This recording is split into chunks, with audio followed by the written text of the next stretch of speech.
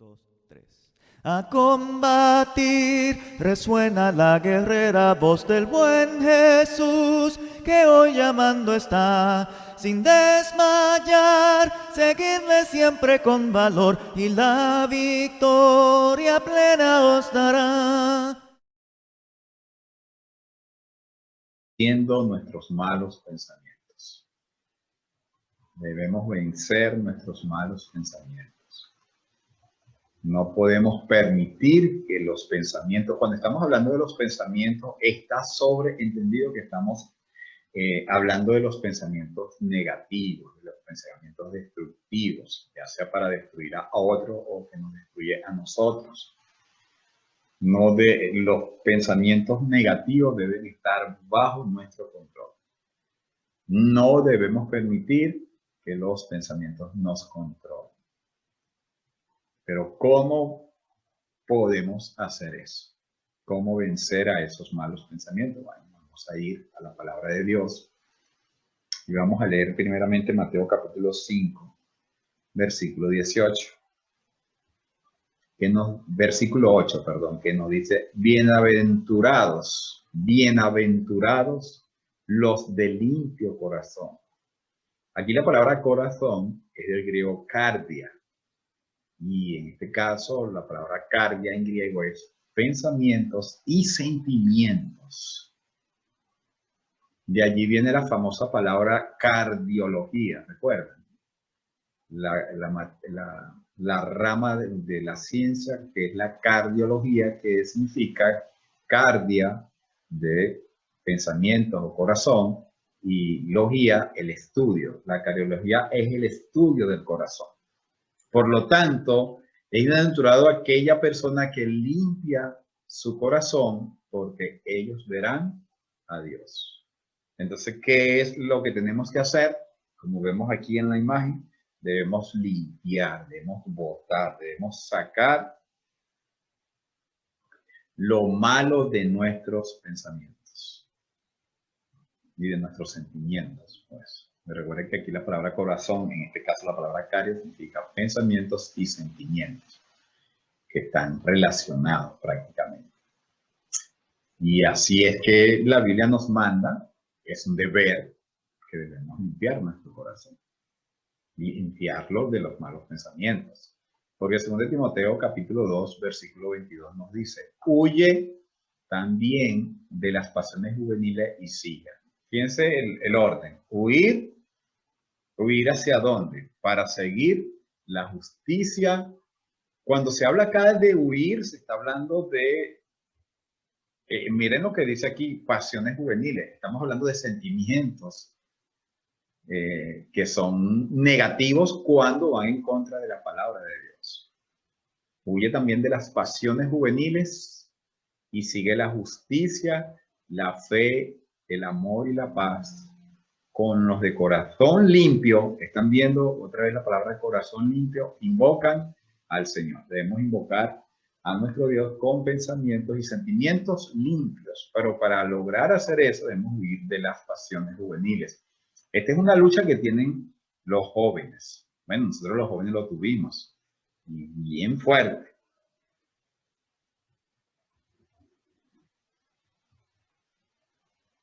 Entonces vemos acá lo importante de huir de las pasiones juveniles. Los jóvenes, nuestros hijos, nuestros jóvenes cristianos, necesitan tener una orientación de la palabra de Dios y animarlos a que ellos pueden vencer los malos pensamientos. Cuando se dice huye de las pasiones juveniles, es huir de lo que se dice nosotros en Venezuela, las junticas, ¿verdad? De apartarnos de las malas compañías, porque nos dice las escrituras en la carta de Corintios que las malas conversaciones corrompen las buenas costumbres. O sea, nosotros tenemos que saber o escoger a las personas que van a ser nuestros amigos, que van a ser las personas en las cuales nosotros podríamos en un momento determinado confiar, en un momento determinado compartir, porque de qué sirve compartir con personas que nos van a llevar a pasiones juveniles. Lo mismo lo dice Proverbios capítulo 1, pueden anotar esas citas, Proverbios capítulo 1, donde dice que, hijo mío, si los pecadores te quisieran engañar, no consientas. Y se habla allí del consentimiento, se habla de allí de no hacer lo que por lo general hace la mayoría. Recuerden que nosotros vamos en la corriente contraria. En Efesios capítulo 2 nos enseñan las Escrituras que cuando nosotros, antes de conocer a nuestro Salvador, a nuestro Señor Jesucristo, nosotros andábamos ¿cómo? En la corriente de este mundo, conforme el principio de la potestad de las tinieblas, el Dios que opera en los hijos de desobediencia. O sea, andábamos en pasiones, andábamos en la carnalidad y nosotros no lo veíamos mal, pero ahora en Cristo tenemos esa lucha, tenemos que huir y seguir para poder tener nuestro corazón limpio. Lo podemos lograr, pero ya las Sagradas Escrituras nos están diciendo cómo hacerlo. Mateo 5:8 nos presenta lo bienaventurado de tener un corazón limpio, aunque no nos dice cómo. Ahora, según de Timoteo, capítulo 2, versículo 22, nos está dando una idea. Por supuesto, dirigida a los jóvenes, pero ahora también para nosotros también los que no somos tan jóvenes, porque ustedes saben cómo está ya el mundo de perdido. Ahora incluso las personas mayores están cayendo en pecados juveniles como que normales. Es increíble cómo ha habido una involución en el andar de las personas hoy en día.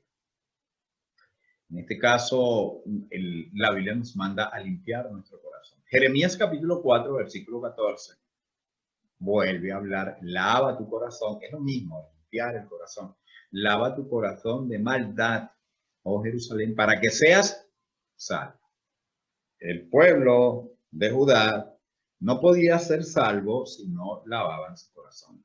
¿De qué cosa? De la maldad. No lavar nuestro corazón de lo bueno, sino lavar nuestro corazón de lo malo. Ahora, aquí hace una pregunta, Jeremías. ¿Hasta cuándo permitirás en medio de ti los pensamientos de iniquidad?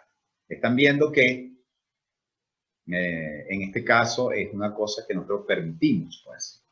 Permitimos tener malos pensamientos. Cuando aquí se habla de pensamientos de iniquidad, se está hablando de pensamientos que van en contra de la voluntad de Dios.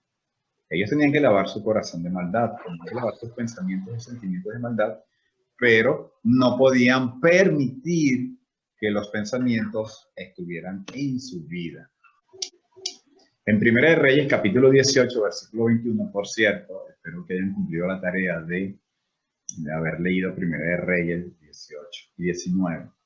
Vemos cómo Elías, el famoso profeta del Señor, es usado y va a ir al pueblo idólatra y dice lo siguiente. Acercándose Elías a todo el pueblo dijo: ¿hasta cuándo claudicaréis vosotros entre dos pensamientos? Si Jehová es Dios, seguidle. Y si Baal, id en pos de él. Y el pueblo no respondió palabra. No podemos andar en el Señor en dos pensamientos. No. Debemos ser personas con pensamientos firmes. Cuando conocemos la verdad, debemos andar en ese pensamiento. No podemos permitir. Y cuando se llama aquí claudicar es que a veces me vence uno, a veces me vence el otro, no sé qué decir. Ellos querían adorar a Dios a su manera, pero también querían adorar a Baal. Y por eso las Sagradas Escrituras nos dicen a través del Señor Jesucristo que no podemos amar a dos señores. En Isaías capítulo 55, versículo 7, dice el profeta: deje el impío su camino y el hombre inicuo sus pensamientos. Miren cómo la Biblia relaciona una cosa con la otra. Su camino es su forma de andar, pero es que la forma de andar es motivado por sus pensamientos. Aquí el impío es el inicuo, aquí su camino son sus pensamientos.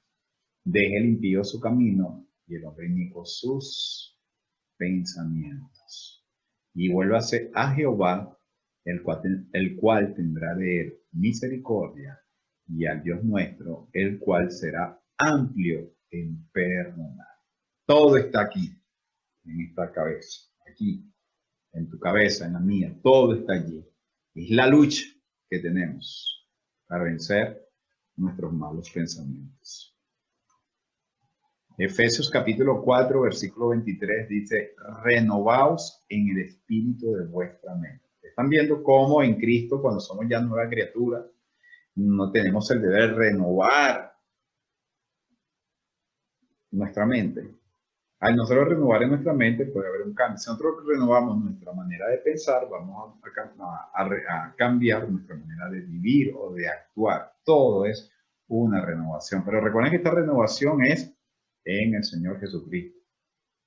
Se nos manda a renovarnos en el espíritu de nuestra mente. Y si leemos bien la cita del capítulo 4, por supuesto, esta renovación tiene que ver con las malas acciones, las malas actitudes, cómo debemos vivir, etc. Debemos renovar. Vamos a ir allí a Efesios 4. Vamos a aprovechar para que podamos complementar este versículo 23. Desde el versículo 17 dice, esto digo y requiero en el Señor que ya no viváis como viven los gentiles, en la futilidad de su mente. ¿Están viendo? O en la vanidad de su mente. Teniendo el entendimiento como entenebrecido, malos pensamientos, totalmente ajenos a la vida de Dios a causa de la ignorancia que ellos hay por la dureza de su corazón.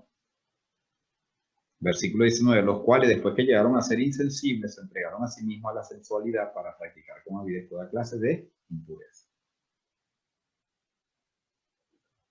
Pero vosotros no aprendisteis así del Mesías, si en verdad lo oíste y fuisteis enseñados por él, conforme a la verdad que está en Jesús, en cuanto a la antigua, estoy leyendo el versículo 22, en cuanto a la antigua manera de vivir, despojaos del viejo hombre que está corrompido por los deseos que engañosos.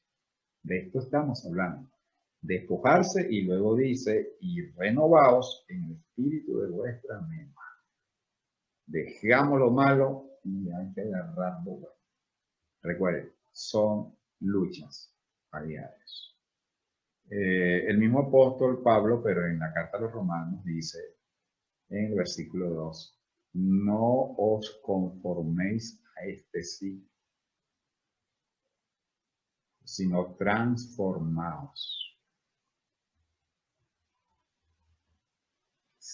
O sea, la Biblia nos presenta dos posiciones adversas. Siempre nos va a presentar las posiciones adversas de lo malo. Dice, quita, bota, huye. ¿Están entendiendo? Repasen la cita. Ustedes siempre van a ver estas cosas, pero cuando dice quita, huye, bota, limpiaos, está hablando de lo negativo. Y cuando habla de lo positivo es, piensa en esto, en todo lo bueno, todo lo noble. Aquí nos habla la palabra no os conforméis a este siglo, sino transformaos. La palabra conforméis en griego es susquematizos, es la forma en cómo el mundo anda.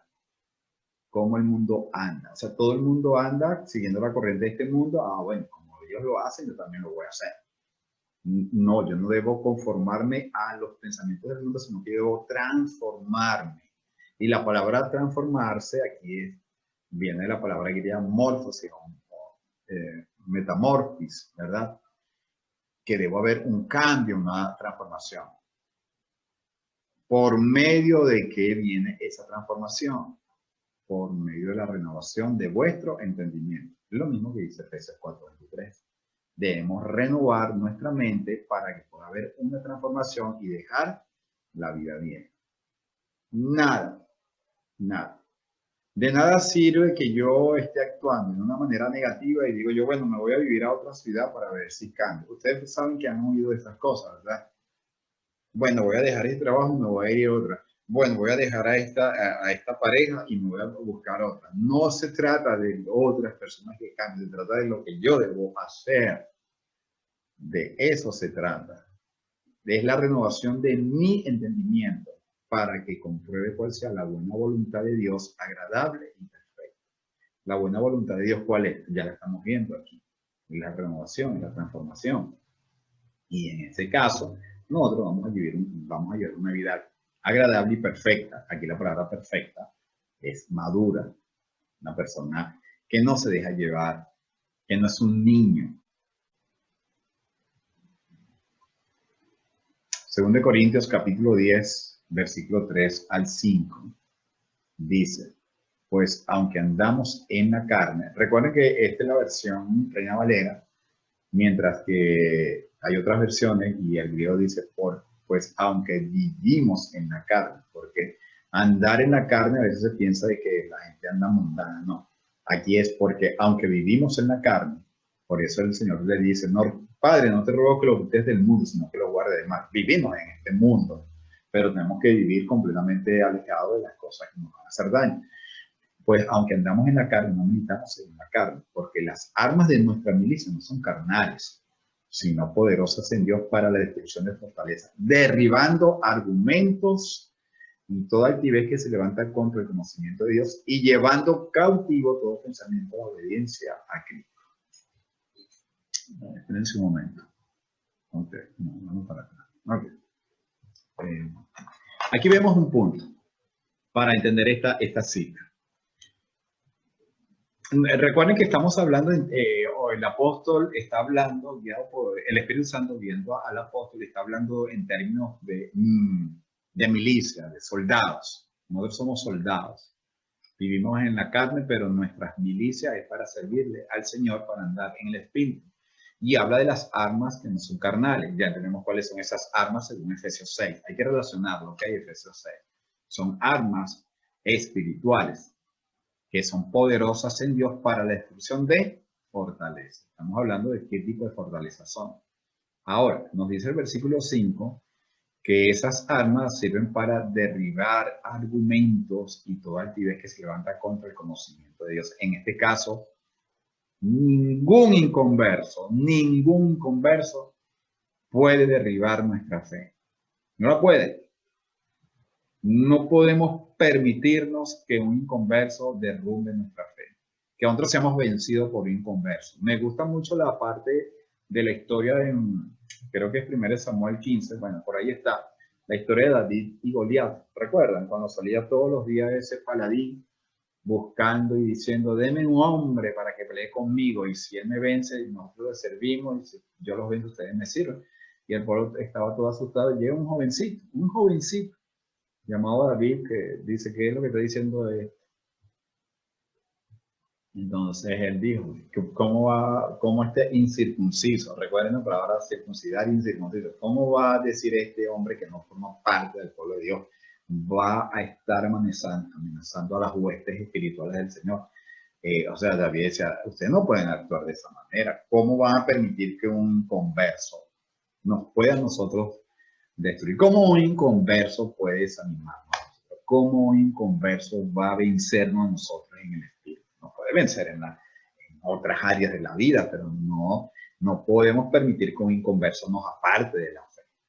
Para nada. Un inconverso puede ser papá, mamá, mujer, hijo, esposa, el que sea, vecino. No, yo no le hago caso a eso. Mire, yo ando en el Señor. Yo digo, y los argumentos que Él me da en sus pensamientos humanos, yo tengo los pensamientos de Cristo, derribando argumentos y todo altivez que se levanta contra el conocimiento de Dios y llevando cautivo todo pensamiento a la obediencia a Cristo.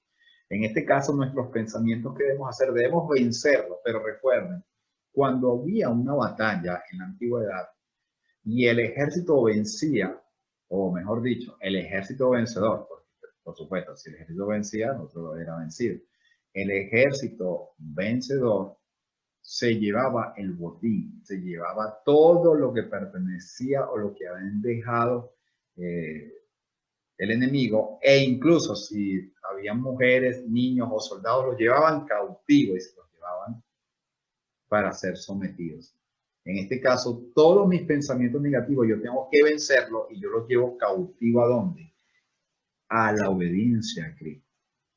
Y todo pensamiento que yo tenga negativo, dejo llevarlo a la obediencia a Cristo, para que Él se encargue en el espíritu de destruir esos pensamientos negativos.